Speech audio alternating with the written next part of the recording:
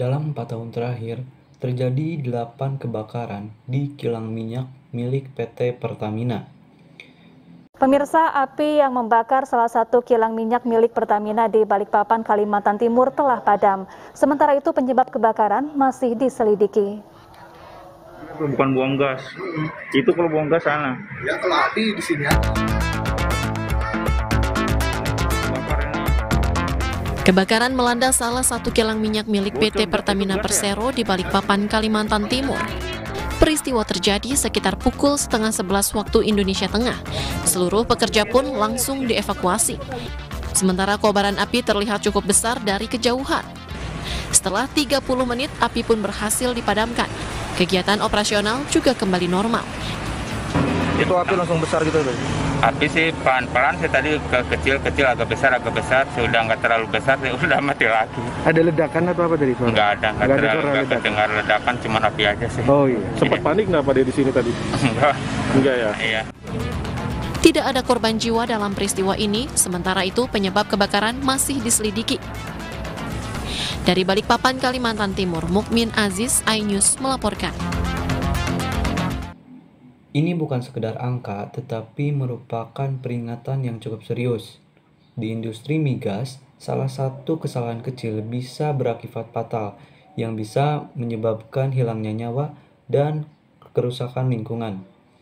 Di video ini saya akan membahas bahaya-bahaya utama di industri migas dan bagaimana seharusnya sistem HSE atau Healthy Safety and Environment dijalankan untuk mencegah tragedi-tragedi tersebut terulang. Terdapat beberapa bahaya yang mungkin saja terjadi di kilang minyak. Bahaya yang pertama adalah kebakaran dan ledakan. Ini biasanya terjadi karena kebocoran bahan bakar, suhu mesin yang terlalu panas, atau bahkan korsleting listrik. Cara mengendalikannya adalah dengan memasang sistem deteksi gas otomatis dan alat pemadam kebakaran otomatis seperti sprinkler di seluruh area produksi. Kemudian, perusahaan juga harus menjalankan SOP pemantauan suhu dan tekanan secara rutin. Dan tentu saja, bahan-bahan yang mudah terbakar harus disimpan jauh dari area yang rawan terbakar. Bahaya yang kedua adalah paparan bahan kimia beracun, seperti gas H2S atau pelarut kimia lainnya. Paparan ini bisa sangat berbahaya bagi kesehatan para pekerja. Untuk mengendalikannya, perusahaan bisa mengganti bahan kimia beracun dengan yang lebih aman jika memungkinkan.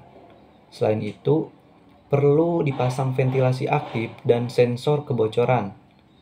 Dan jangan lupa, pemakaian alat pelindung diri atau APD seperti masker kimia dan pakaian pelindung harus selalu digunakan oleh para pekerja yang berada di zona rawan.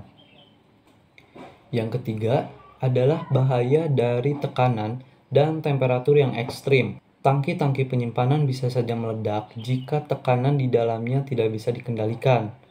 Solusinya adalah dengan menggunakan pressure relief valve dan alat pengukur tekanan otomatis setiap hari. Inspeksi harus dilakukan untuk memastikan semua sistem bekerja dengan normal.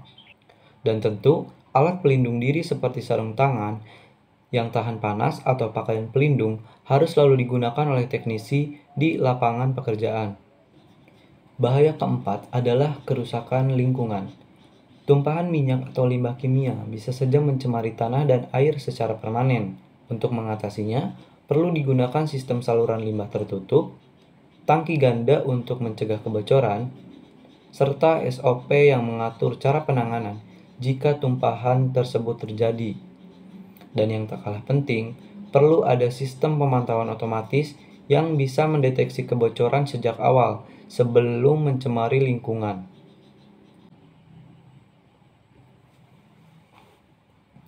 Sekarang kita masuk ke bagian penting lainnya, yaitu standar operasional yang wajib diterapkan oleh perusahaan seperti halnya pada perusahaan Pertamina.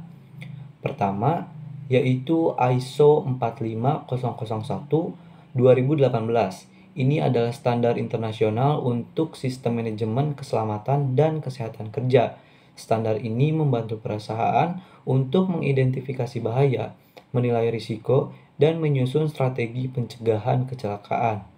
Lebih dari sekedar kepatuhan, ISO ini mendorong terciptanya budaya kerja yang aman secara menyeluruh. Yang kedua adalah SMK 3 atau Sistem Manajemen K3.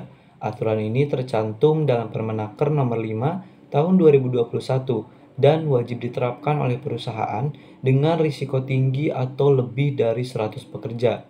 Di dalamnya mencakup audit internal, pelaporan insiden, pelatihan, dan dokumentasi yang lengkap. Dengan sistem ini, perusahaan dapat mengontrol risiko secara berkelanjutan. Ketiga adalah SOP tanggap darurat. Semua fasilitas kilang harus memiliki dokumen prosedur yang jelas untuk kondisi darurat, mulai dari jalur evakuasi, titik kumpul, tim evakuasi, hingga latihan simulasi yang wajib dilakukan setidaknya 2 kali dalam setahun. Keempat, audit dan inspeksi secara berkala. Audit dilakukan secara internal maupun oleh pihak ketiga untuk mengevaluasi apakah sistem HSE ini dijalankan dengan benar atau tidak.